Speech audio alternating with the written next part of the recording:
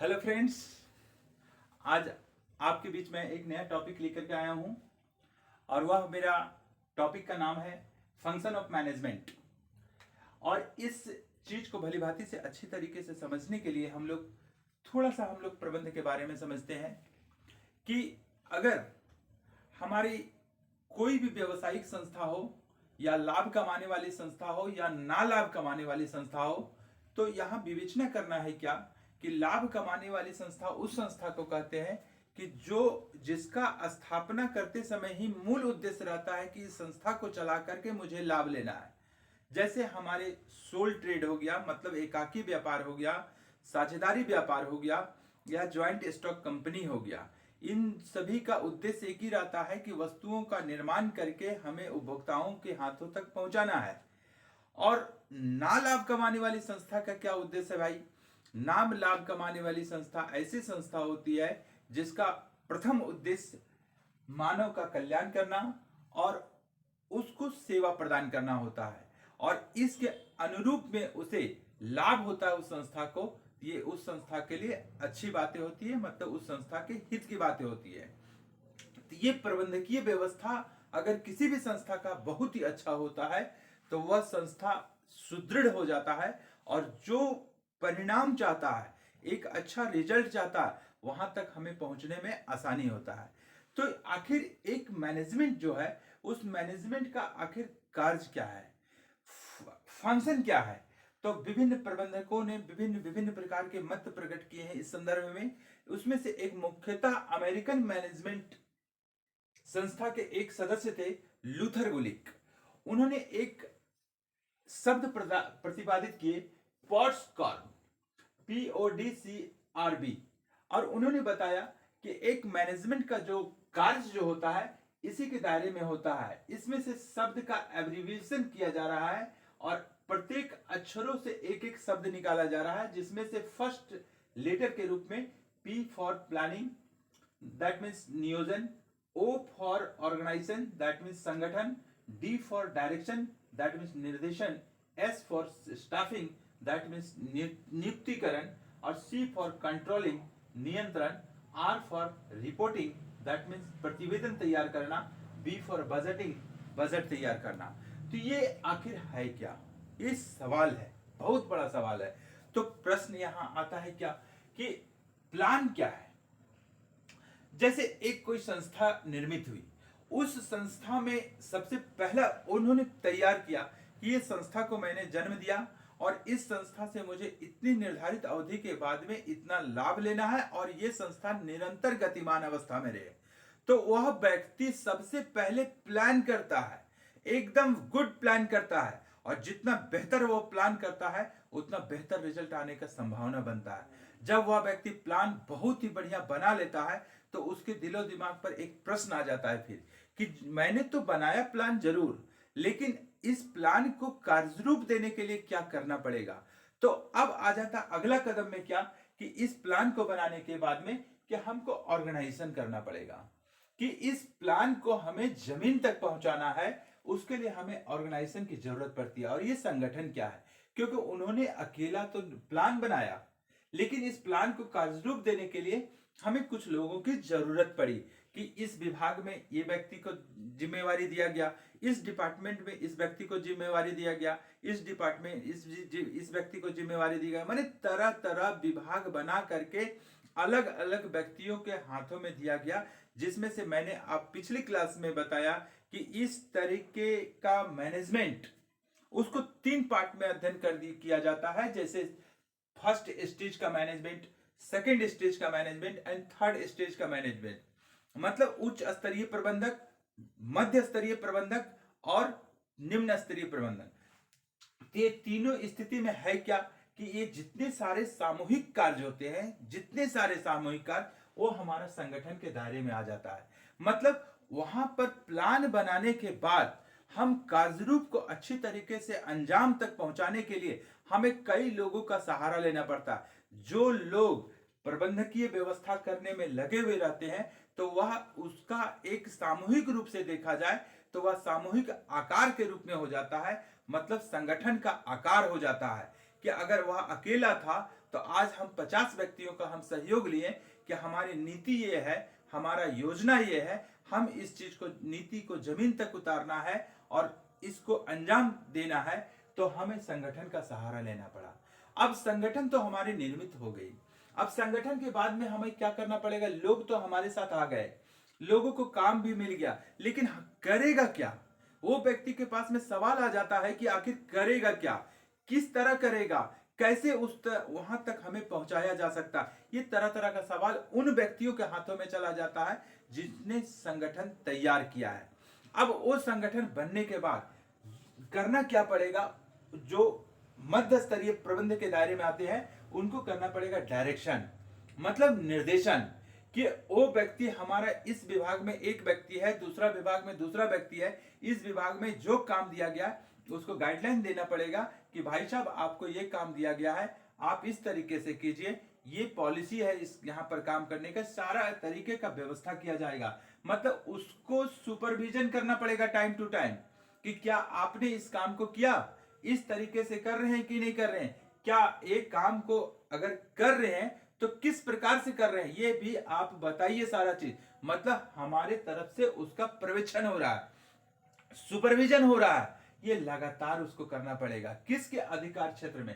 मतलब निर्देशन हम कर रहे हैं, उस व्यक्ति को हम डायरेक्शन दे रहे हैं। दूसरे विभाग में भी यही नीति अपनाया जाएगा, तीसरे विभाग में भी यही नीति अपनाया जाएगा। मतलब हमको सुपरविजन लगातार करना पड़ेगा। और इसी निर्देशन के पार्ट पर भी एक चीज और है कि कम्युनिकेशन। ये कम्युनिकेशन क्या है? संदेश वाहन। मतलब जो भी संगठन मैंने तैयार किया, अगर 100 व्यक्तियों का, उस 100 व्यक्ति हमारे साथ मिलजुल करके अगर काम कर रहे हैं तो हम लगातार उसको डायरेक्शन दे रहे हैं और कंटिन्यू उसको सुपरविजन कर रहे हैं। और सुपरविजन करने के बाद में जो लगातार हमारे साथ उसके और हमारे के बीच में जो समन्वय स्थापित करते हुए उसको सूचना का आदान प्रदान कर रहे हैं लगातार, वह हमारा संदेश वाहन के दायरे में आ जाता है। मतलब जो भी हमारे पास लॉजिक आया, जो भी हमारे दिलो दिमाग में आया कि इस तरह का काम को इस तरीके से करना है, हर तकनीकी ज्ञान को पहुंचाने के लिए अगला के पास में हम सूचना देते हैं, संदेश को पहुंचाते हैं, प्रत्यक्ष रूप से उपस्थित होकर के उसको गाइड करते हैं, तो हमारा संदेश वाहन के दायरे में आ जाता है। अब तीसरा पॉइंट क्या है कि हमने तो सुपरविजन उसको कर रहा हूं, संदेश वाहन भी कर रहा हूं, कम्युनिकेशन भी कर रहा हूं, लेकिन साथ साथ में आपके पास में लीडरशिप क्वालिटी होनी चाहिए। ये लीडरशिप क्वालिटी कि आपके पास में नेतृत्व क्षमता होनी चाहिए। आप तो संगठन बना लिए 100 व्यक्तियों का, 200 व्यक्तियों का संगठन तैयार कर लिए, लेकिन आपके पास में नेतृत्व क्षमता नहीं है। आप अच्छी तरीके से कम्युनिकेशन कर लेते हैं, आप अच्छी तरीके से सुपरविजन कर लेते हैं और डायरेक्शन भी कर रहे हैं खूब बढ़िया से, तो लेकिन आपके पास में एक चीज की कमी हो जाती है, वह है लीडरशिप। तो वो जो काम वो कर रहा है 100 व्यक्ति, उसका अच्छा नेतृत्व नहीं होने के कारण जितना प्रोडक्ट हमें तैयार करना चाहिए, जितना हमें रिजल्ट लेना चाहिए, वह नेतृत्व क्षमता अच्छा ना होने की वजह से वह मेरा कार्य अच्छी तरीके से नहीं हो पाता, मतलब एक अच्छा परिणाम में हम नहीं पहुंच पाते। इसलिए लीडरशिप का होना it is very important part. अब चौथा चीज क्या है? मोटिवेशन, कि वो व्यक्ति जो हमारे साथ हमारी नीतियों के अनुरूप, हमारी योजना के अनुरूप वह व्यक्ति हमारे साथ कार्य कर रहा है, उसको समय समय पर अभिप्रेरणा देने की बहुत ही जरूरत होती है। मैंने प्रेरणादायक बातें उसके पास में पहुंचाना बहुत जरूरी होती है। अगर वह व्यक्ति अच्छा काम कर रहा है तो उसको संदेश जाना चाहिए कि आप अच्छी तरीके से कार्य कर रहे हैं, मतलब उसको प्रोत्साहन मिलना चाहिए। ऐसा नहीं होना चाहिए कि वो जो उस संगठन में एक आदमी एक डिपार्टमेंट को संभाल रहा है, वह बहुत अच्छा रिजल्ट दे रहा है और अच्छा कार्य कर रहा है, तो वहां हम अच्छा शाबाशी उसको ना दे करके, प्रोत्साहन ना दे करके अगर उसको स्कॉल्डिंग किया जाता है, डांटा जाता है, तो उसका मनोबल गिर जाता है। और ये मनोबल गिर जाता है तो उसका आत्मस्वाभिमान पर चोट पहुंचता है, और जिसके कारण से उसके क्या होता है कि कल के तारीख में वो काम पर आता है तो उसे प्रोत्साहन ना मिलने की वजह से वह जितना काम कल किया था, आज का काम उसका कल के भांति कम हो जाता है। क्यों भाई? क्योंकि उसे मोटिवेशन नहीं मिला, अभी प्रेरणा नहीं मिला, उसको प्रोत्साहन नहीं मिला, तरह तरह का अभिप्राय मोटिवेशनल बातें बोल करके उसको उत्साहित करके हमें हर पल उसको डायरेक्शन देना पड़ता है। तो वह हमारा मैनेजमेंट के दायरे में आ जाता है, मतलब मैनेजमेंट का वो फंक्शन है। अब ये इतनी सारी चीजें निर्देशन के दायरे में रह करके ये 4 पॉइंट जो है, इस चीज को अगर चारों को अगर मिला दिया जाता है तो वह हमारा कंट्रोल एरिया में आ जाता है। मतलब कंट्रोल भी कर रहे हैं, मतलब नियंत्रण कर रहे हैं हम। तो मतलब हम पर्यवेक्षक, अगला व्यक्ति के पास में संगठन तैयार करते हुए अगला व्यक्ति के पास में पर्यवेक्षण किया जा रहा है, संदेश वाहन भी हो रहा है, नेतृत्व भी कर रहे हैं, अभिप्रेरणा भी दे रहे हैं। तो ये चीज क्या हुआ कि हम वो संगठन में हम नियंत्रण भी बना कर रखे हुए हैं। मतलब वो संगठन को हम अपने नियंत्रण में रह करके कार्य रूप को अंजाम दे रहे हैं। अब अगला क्या है कि स्टाफिंग। स्टाफिंग का मतलब वही चीज हुआ जो हम संगठन जो तैयार किए हैं, उस संगठन में जितने व्यक्ति का हम नियुक्तिकरण करेंगे वही हमारा नियुक्तिकरण के दायरे में आ जाता है। तो यहां तक हम लोग पहुंच गए। अब आर फॉर रिपोर्टिंग क्या होता है कि जैसे संगठन से हम लोग विभिन्न प्रकार का कार्य करवा रहे हैं, हम प्रतिवेदन तैयार करना भी हमारा काम हो जाता है, मतलब प्रबंध का कार्य हो जाता है। नियोजन भी बनाया गया बहुत ही अच्छा तरीके से, संगठन भी निर्माण किया गया बहुत अच्छा तरीके से, पल पल पर निर्देशन भी किया गया जिसमें पर्यवेक्षण भी किया जा रहा है, संदेश वाहन भी दिया जा रहा है, नेतृत्व भी दिया जा रहा है, अभिप्रेरणा भी दिया जा रहा है। लेकिन टाइम टू टाइम हम रिपोर्ट नहीं बना पाते हैं। टाइम टू टाइम रिपोर्ट बना करके हम उच्च स्तरीय प्रबंधन व्यवस्था के पास में हम नहीं पहुंचा पाते हैं। तो रिपोर्ट ना देने के कारण से क्या होता है कि हमारा कार्य का रूप जो है सो मेरा बदलाव हो जाता है। जितना कार्य हमारा होना चाहिए वो कार्य ना हो करके प्रतिवेदन के अभाव में कम होने लगता है। जो हमारा मैनेजमेंट का कार्य, जो हमारा रिपोर्ट तैयार करना है, वह बहुत ही कंपलसरी हो जाता है, मतलब इंपॉर्टेंट हो जाता है। और लास्ट चीज क्या है, बजट तैयार करना। ये हमने सारा चीज मैनेजमेंट का फंक्शन जितना है वो सारा चीज हम लोगों ने स्पष्ट रूप से समझ लिए और व्यवस्थित कर लिए। लेकिन लास्ट में हम क्या किए कि जो हमारा समय का अंतराल रहा, तो एक विभाग में कितना वित्तीय व्यवस्था होनी चाहिए, कौन कौन सी मशीनरी होनी चाहिए, कितना वर्किंग हैंड होना चाहिए, कितना स्टाफ होना चाहिए, उसको प्रशिक्षण की व्यवस्था होनी चाहिए या नहीं होनी चाहिए, इसके लिए वित्त की जरूरत पड़ती है। तो ये वित्त की जरूरत करने के लिए उस विभाग में कितना बजट होना चाहिए, ये भी निर्धारित करना मैनेजमेंट का एक कार्य होता है। अगर मैनेजमेंट हमारा बहुत ही बढ़िया होता है तो हमारा वित्तीय स्थिति सुदृढ़ होने की संभावना बनी हुई रहती है।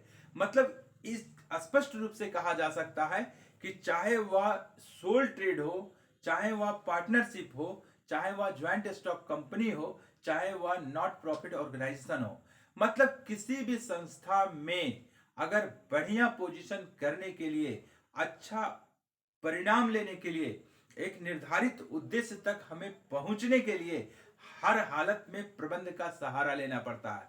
मतलब प्रबंध अगर उस संस्था में सही नहीं है, प्रबंधकीय व्यवस्था अगर सही नहीं है, प्रबंध का जो कार्य है उस कार्य को हम नहीं कर पा रहे हैं, तो हमारा प्रबंधकीय व्यवस्था ना होने के कारण हमारा जो संस्था है वह अच्छी तरीके से ना चल पाएगी, बल्कि वह प्रॉफिट की ओर ना जा करके वह नुकसान देना चालू कर देती है। इसलिए सबसे जरूरी चीज है कि प्रबंध, management is very very important for any business.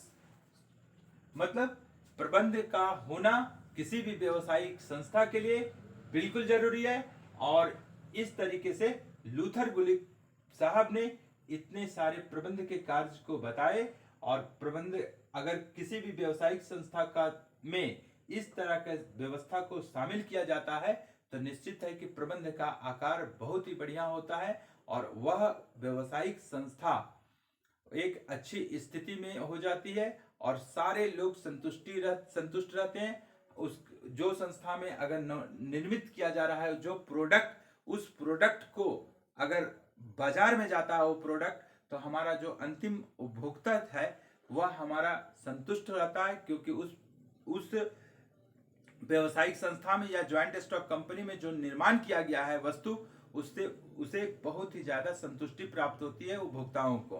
और उपभोक्ता अगर संतुष्ट है तो समझिए कि सारी चीजें अच्छी चलती रहती है, क्योंकि एक संतुष्ट ग्राहक चलता फिरता विज्ञापन होता है, जो एक बहुत ही बढ़िया चीज है कि एक उपभोक्ता अगर संतुष्ट हो गया तो वह उस सामान को वह बार बार प्रयोग करने की कोशिश करता है, मतलब बार बार उपभोग करने की कोशिश करता है। इस तरीके का विक्रय का आकार जो है उस कंपनी का बढ़ता चला जाता है। लेकिन अगर वह कंपनी अपने सामान की उत्पादन की गुणवत्ता अगर ठीक नहीं रखती है, ठीक तरीके से सेवा नहीं दे पाती है, तो वह उपभोक्ता अपनी मानसिक रूप से वह सोच लेता है कि ये सामान मैंने एक बार खरीदारी किया, लेकिन अगली बार मैं इस सामान को खरीदारी नहीं करूंगा। जिसका प्रभाव पड़ता है क्या कि वह सामान को बनाने वाली कंपनी जो निर्माण कर रही थी उसका विक्रय पर प्रभाव पड़ जाता है, अर्थात अल्प हो जाता है, और अल्प होने के कारण से उसका लाभ ज्यादा नहीं हो पाता है।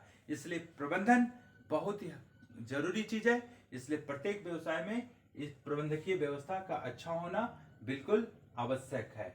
और ओके, थैंक यू।